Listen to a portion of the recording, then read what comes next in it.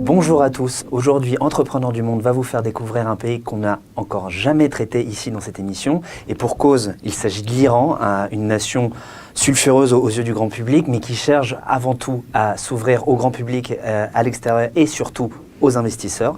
Pour en parler avec nous, Richard Marie, vous êtes CEO de Vivaction, votre société spécialisée dans les télécommunications, télécommunications dédiées aux professionnels. Surtout, vous êtes là pour aider les entreprises qui travaillent à l'international. Et avec nous, Estelle Gillot, vous êtes responsable du service Afrique, Proche et Moyen-Orient à la direction du développement international des entreprises, CCI Région Paris, Île-de-France. Concrètement, CCI pour justement aider ces entreprises françaises à aller découvrir l'Iran ou en tout cas approfondir leurs relations. Alors, je pense qu'il faut prendre en considération qu'il y a plusieurs phases dans les relations économiques entre la France et l'Iran. Donc, on est actuellement dans une phase de redécouverte avec la levée des sanctions qui depuis un an maintenant à peu près, sont effectives avec tout un tas d'étapes dans ces levées de sanctions. Elles ne sont pas immédiates. Et elles n'ont pas été levées totalement non plus. Donc les relations avec l'Iran ont connu une baisse importante pendant la période de l'embargo, et ça a été une période très longue, qui fait qu'aujourd'hui on a effectivement l'impression de redécouvrir ce marché, mais sur lequel on a toujours, nous, été en veille active, et sur lequel on a toujours continué à chercher à avoir de l'information et à répondre aussi à des demandes d'entreprises qui, malgré l'embargo, de façon évidemment très ponctuelle et peu fréquente, ont quand même continué à entretenir des liens avec ce pays. Comment est-ce que vous êtes accueillis en Iran? Quand vous dites « j'ai des entreprises françaises qui sont intéressées de voir des personnes », c'est facile, c'est pas facile, ils sont étonnés Alors, les gens s'adressent à qui en fait?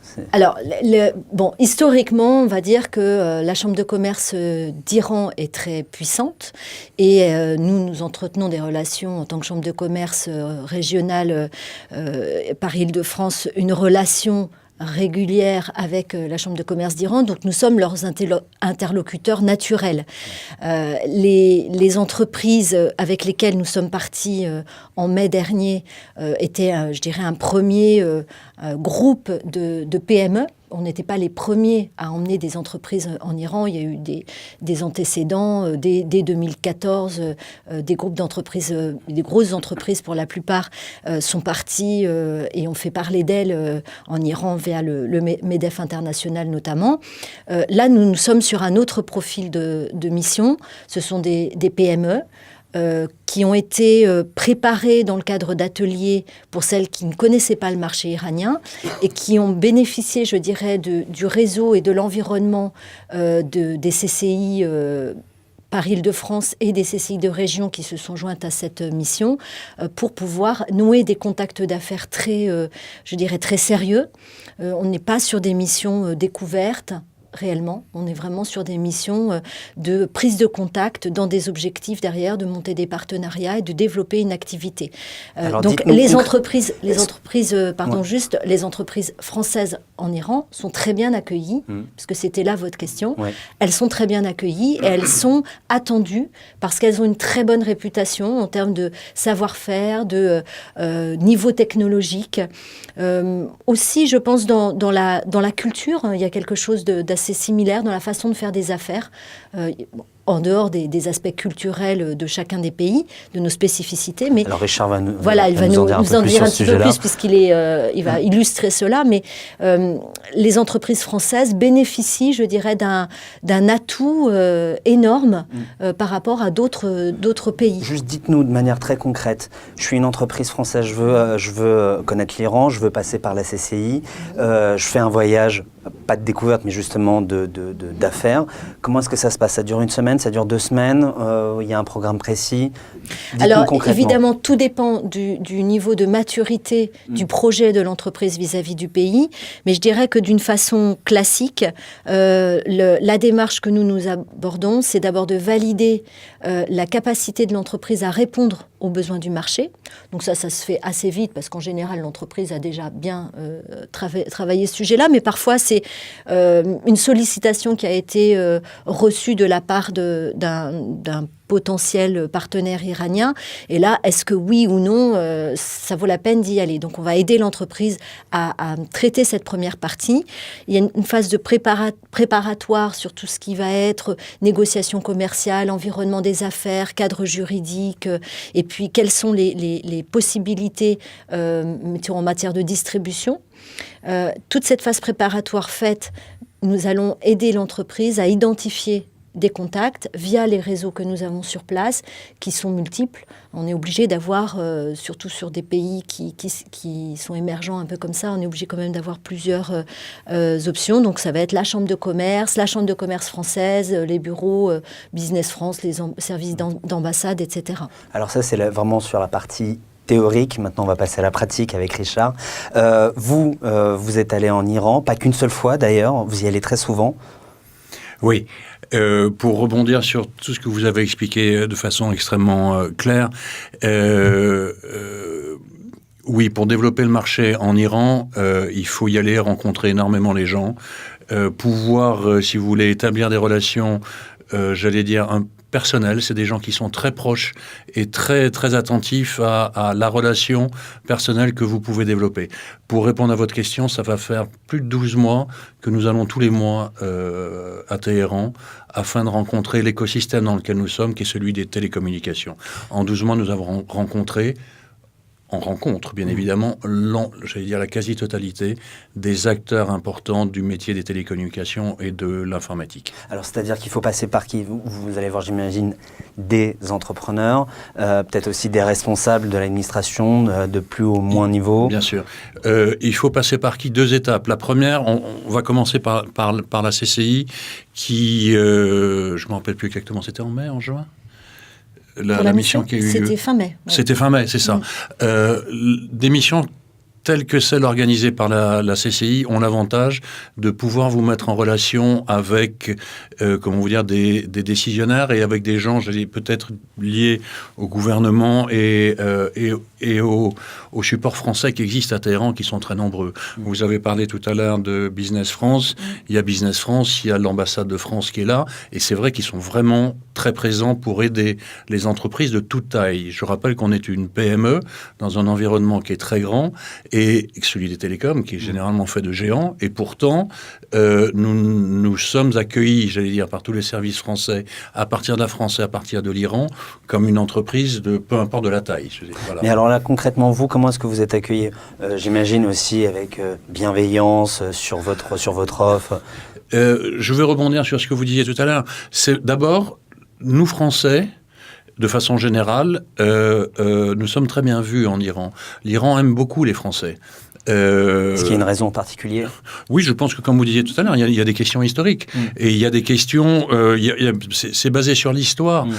C'est basé sur les relations qui ont continué à exister. Et je ne rentrerai absolument pas, parce que c'est pas mon domaine d'activité. Non, mais je ne serai pas compétent sur le sujet. Mais je pense que malgré tous les embargos, toutes les complications, toutes les décisions économiques mondiales, la France a gardé des relations, et les Français ont gardé des relations très proches, personnelles, amicales, avec les Iraniens. Regardez le nombre d'Iraniens qui vivent entre les deux pays aujourd'hui. C'est fabuleux. Alors, vous êtes allé en Iran 12 fois cette dernière année, sur les 12 derniers mois. Vous avez rencontré plein de personnes. Sur la pratique des affaires, je pense que maintenant vous avez une petite idée de la manière dont ça se passe en Iran. Est-ce que vous pouvez nous en dire un petit peu plus? Oui. On a une meilleure idée de ce qui se passe en Iran. Je vais simplement d'abord préciser quelque chose. En fait, la première démarche qu'on a fait pendant on va dire les 12 premiers mois, a été de mieux connaître et d'appréhender ce marché. Mais ça n'a rien de spécifique avec l'Iran.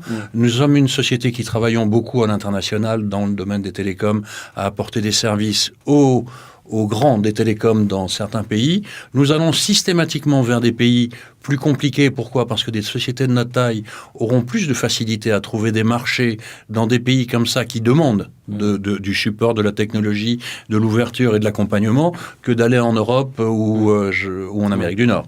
Donc ça fait longtemps qu'on le fait. Pour le moment, les 12 premiers mois ne sont pas différents de ceux qu'on a fait, comment vous dire, sur d'autres pays. J'en sais rien, je vais vous prendre l'Algérie ou l'Afrique, ou voilà, on a passé le même temps. Ça, c'est certain. La deuxième chose derrière, c'est que vient un autre sujet, c'est que qui concerne tout ce qui est, on va appeler ça au sens large du terme, réglementation. Alors, réglementation, on peut dire embargo, on peut dire ce qu'on veut, mais ou fini l'embargo, peu importe. Il y a un aspect complémentaire à certains pays dans lesquels nous travaillons et où nous sommes en train également de tenter de nous développer comme en Iran, où là, vous êtes obligé d'avoir une deuxième phase qui est différente et qui est celle, j'allais dire, d'analyse réellement de tout un environnement économique, de façon à rester le plus possible dans un cadre qui est défini. C'est-à-dire qu'on parle de levée d'embargo, c'est exact, mais il y a quand même aujourd'hui, si vous voulez, des prérequis qui sont obligatoires. Alors, concrètement, c'est-à-dire que sur cet aspect justement réglementaire qui est plus compliqué, pour vous dans votre business, ça veut dire vous devez voir ce qui peut rentrer, ce qui ne peut pas rentrer. Je vais vous répondre très concrètement. Après 12 mois où on a regardé ce qui se passait sur le marché, nous sommes dans la phase maintenant où nous allons rentrer dans la partie, on va dire, opérationnelle. La partie opérationnelle, la première chose que je fais, à l'inverse, bien évidemment, d'autres pays où ça ne m'est pas demandé, c'est d'analyser dans les plus grands détails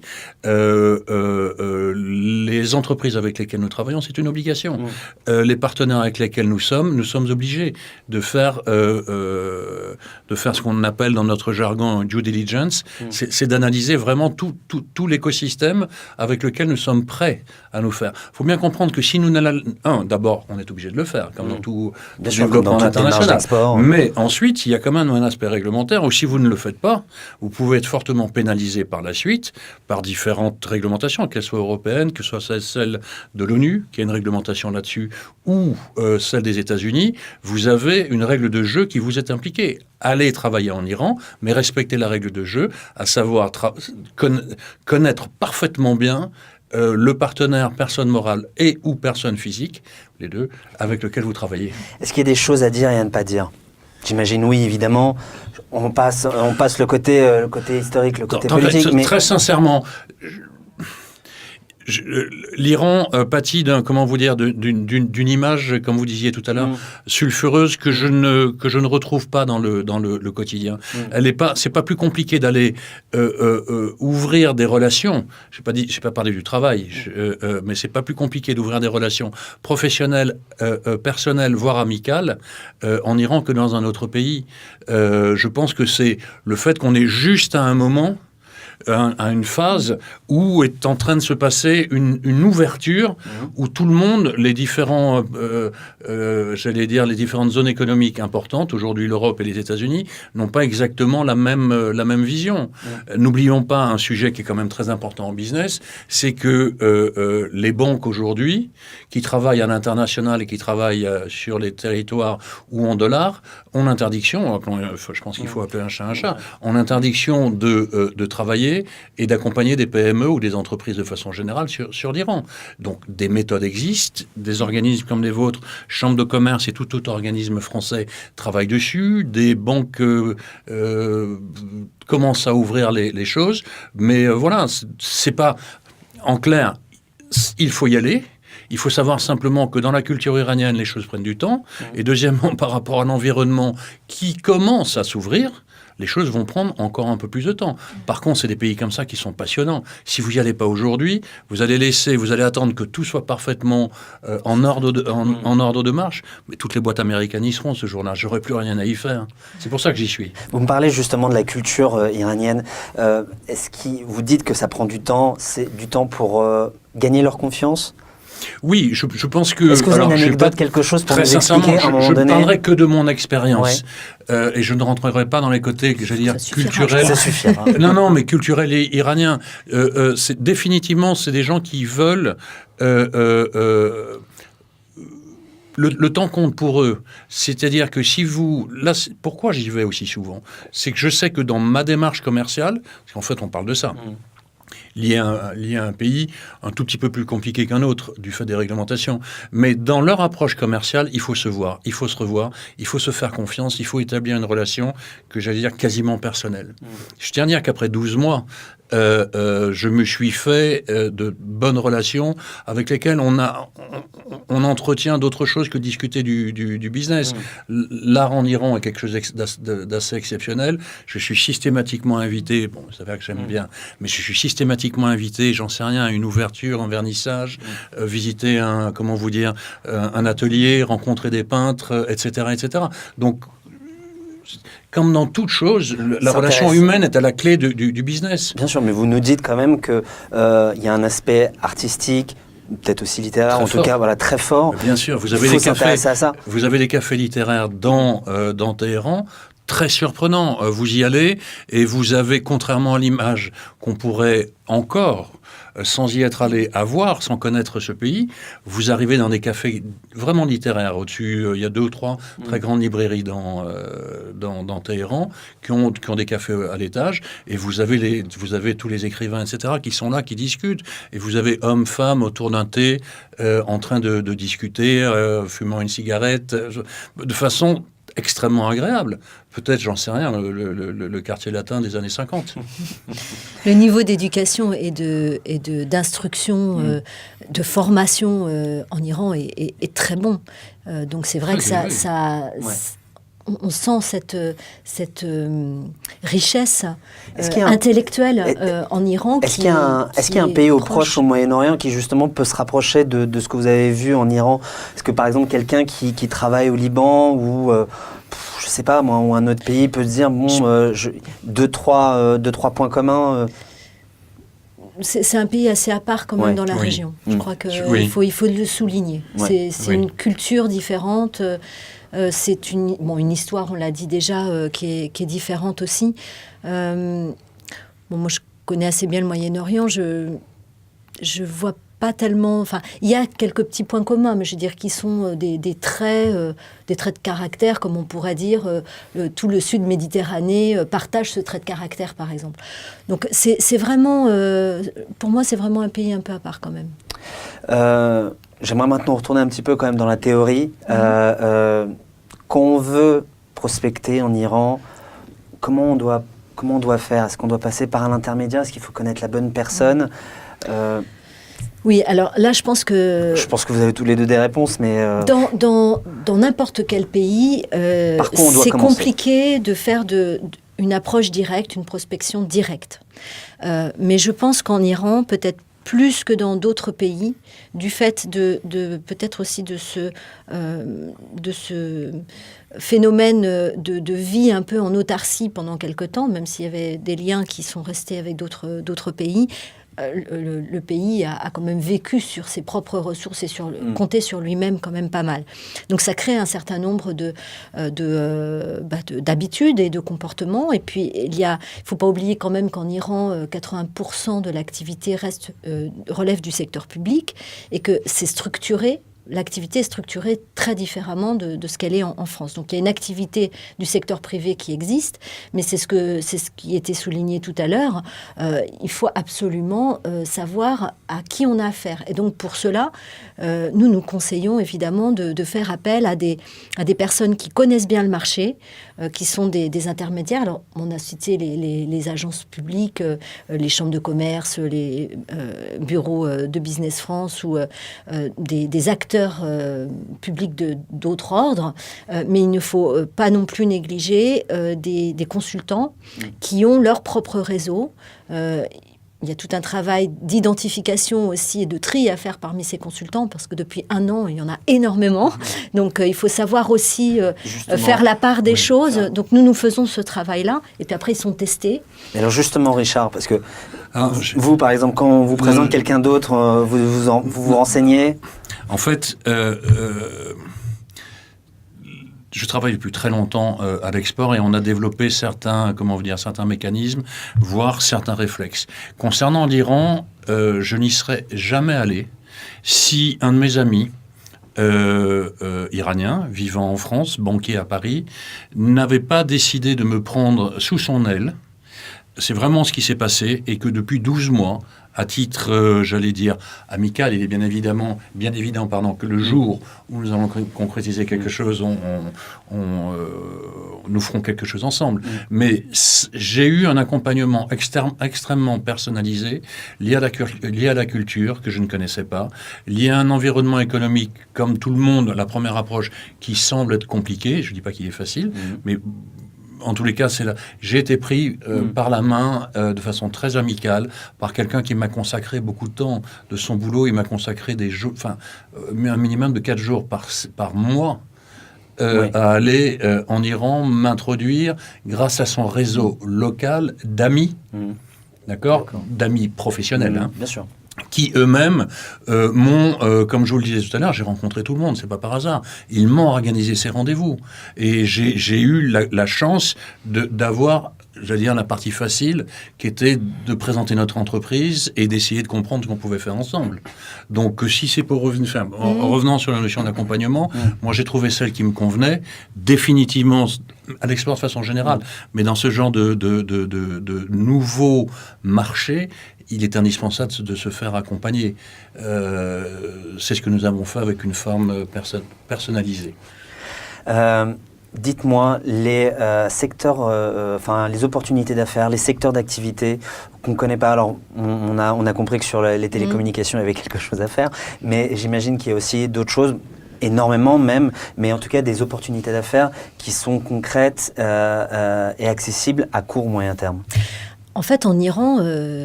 tout est secteur d'opportunité. Alors, il y a des besoins énormes à satisfaire dans certains domaines qui relèvent, je dirais, plus des gros contrats, sur les infrastructures, sur tout